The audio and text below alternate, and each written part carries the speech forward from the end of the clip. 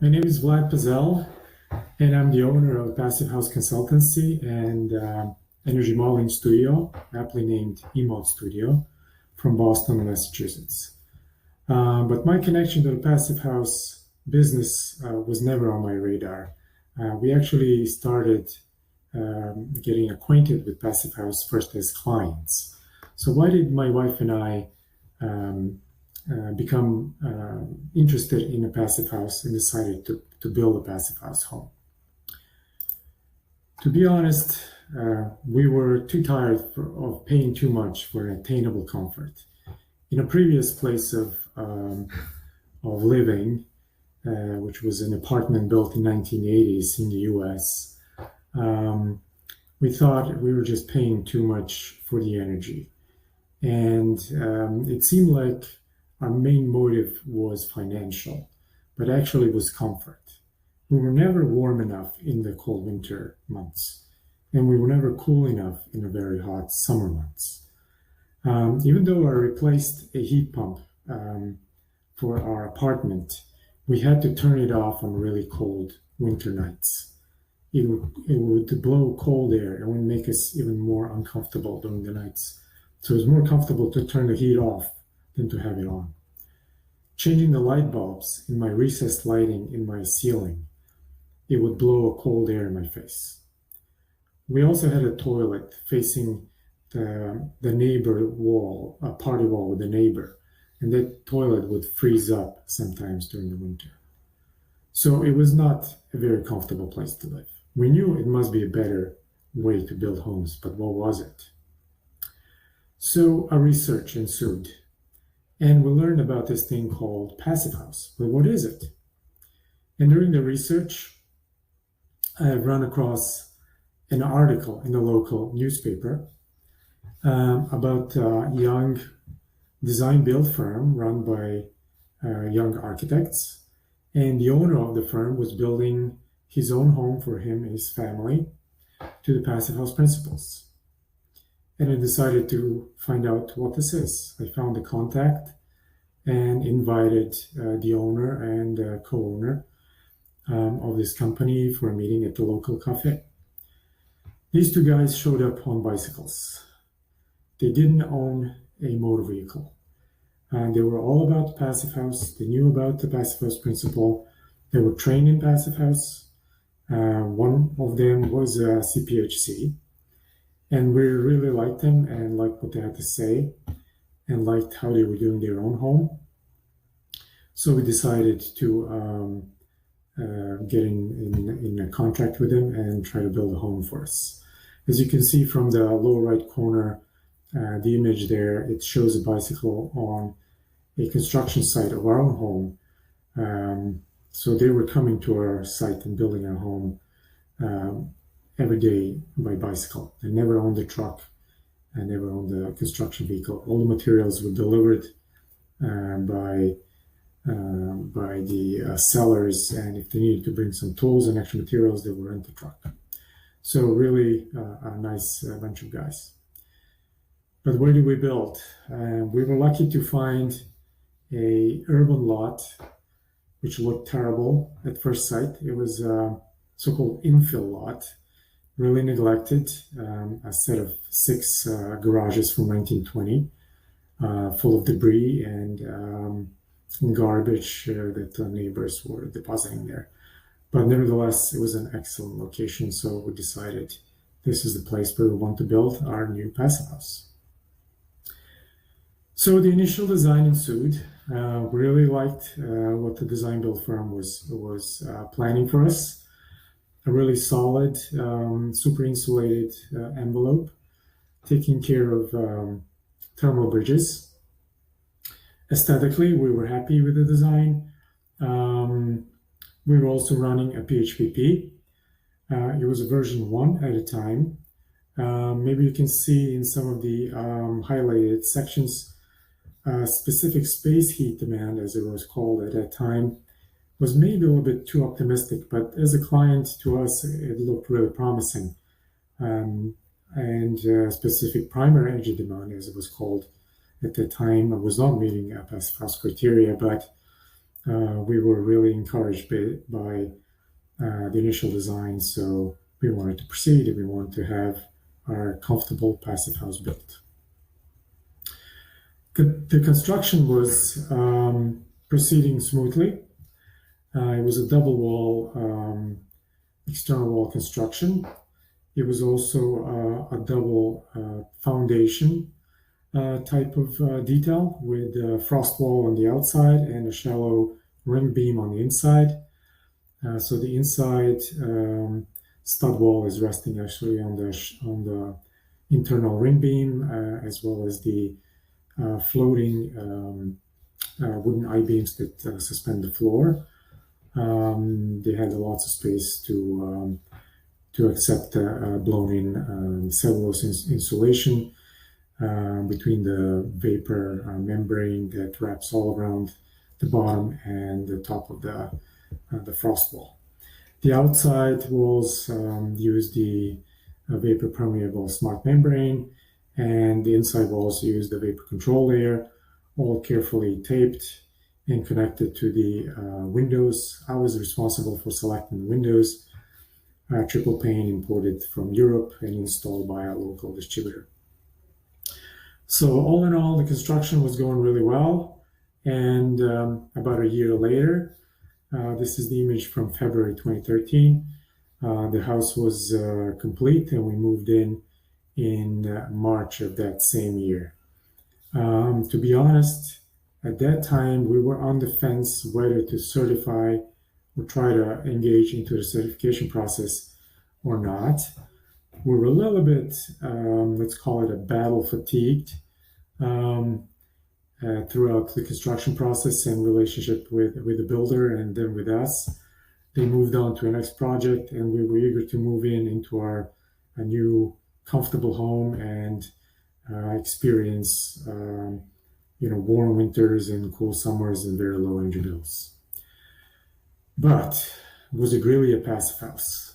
And that question popped in my mind once in a while through the next few years. So I was following the performance more or less just by measuring the electricity consumption monthly and some preliminary calculations of heating and cooling demand per year. In 2013, I calculated kind of a back of the envelope, much less than 15 kilowatt hours per square meter per year. It was a rather mild winter. Primary energy was also much lower than 120. In 2014, the annual heating and cooling demand was slightly over 15, it was about 17, 18. Primary energy was still lower. It was a much harsher winter in 2014. But to be honest, we really didn't set a thermostat to 68 Fahrenheit or 20 degrees Celsius. We like it warm and comfortable, in our view. So our thermostat was always set to 23 Celsius for about 6 months a year. Trusty mini split was on for about 6 months a year and set to 23 Celsius, maintaining the internal temperature between 22 and 24 for the heating period. So if it walks like a duck, quacks like a duck, is it a duck? It is performing like a passive house. So 7 years later, I decided to find out whether it is a passive house or not. So I took a Certified Passive House Consultants course in February 2020. It was an intensive course, 5 days, lots of learning. I really enjoyed it. Learned a lot. A very knowledgeable instructor from New York City, conveying experience from multiple single-family, multifamily homes that were already certified in New York State. I even spoke with the instructor and asked the rest of the passive house community whether it is possible to certify homes 7 years later. I was met with some skepticism, but they were all curious to find out whether I'll be successful in the end. One of the advices was, well, I hope you have lots of images during the construction And luckily, I had a ton of pictures that I was taking during the construction period. So, how do you certify? Before I went into that process, I was waiting to take the exam. As you all know, the COVID hit in March in the US.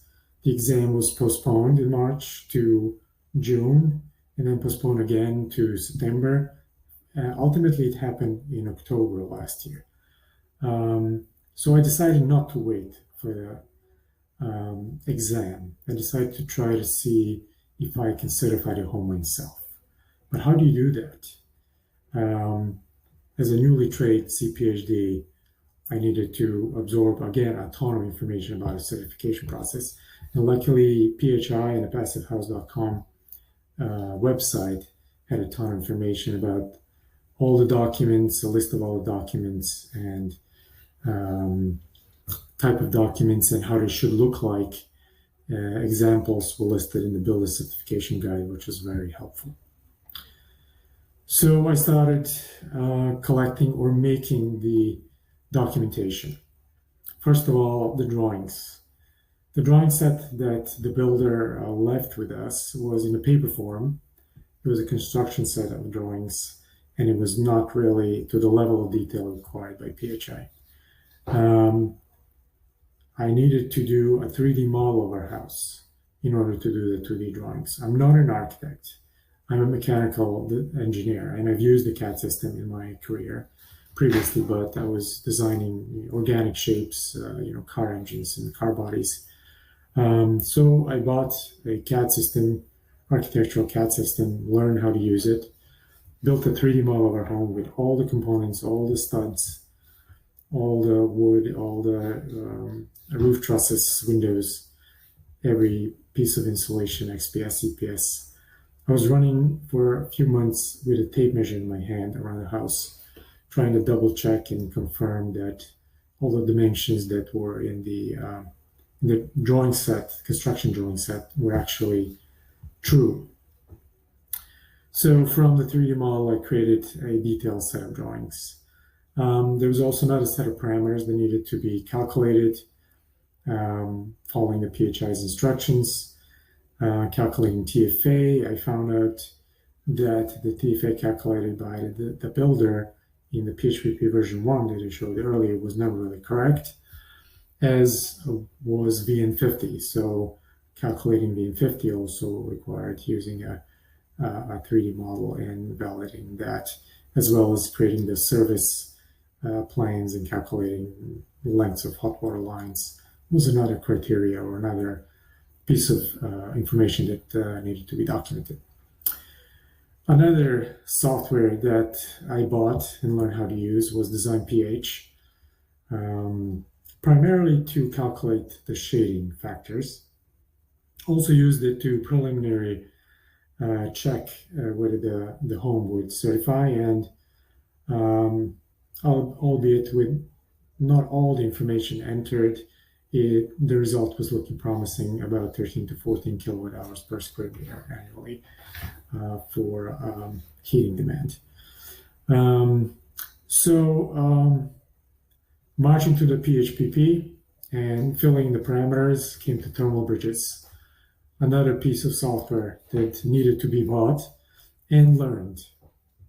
I decided for commercially available software from Europe that was easy to use, easy to learn, and it was presenting results in a very easy to read and present manner. And I decided to do all of the thermal bridges in my home. I identified them, I modeled them, and calculated them, just to make sure that the house would certify as it is built, and also to check whether the builder has done some of these details correctly. And indeed, some of these details were thermal bridge free, like the windowsills installations on all our windows. But there were 34 thermal bridges in the home, and I've calculated all of them, as I mentioned previously, just to make sure that they are done correctly, and also to take advantage of the negative values to make sure that the house would perhaps certify in the end. Another key part of the documentation package is the blower door test. Luckily, we have done two of them. The first one was done right after the envelope was closed with all the membranes. It was showing a promising result of 0.59. Final blower door test was done right before the move-in, and it was an even better result of 0.43. The company that was doing the test has done the documentation in a proper form and was in the form that PHI was prescribing, and it accepted. Completing the PHPP was a process in itself, a learning experience, step by step. Every parameter needed to be calculated, documented. Maybe a software piece acquired, learned, as I've shown in the previous slides. The tools from the PHI website were also very helpful, like the tool for heat pump performance calculation. Also help from a local community was directing me to those tools and finding the key performance parameters for the heat pump mini split system that was acquired 8 or 9 years ago. It was not easy to find this performance data even with the manufacturer. So those were some of the challenges that were overcome by tapping into the local passive house community. So thank you for that.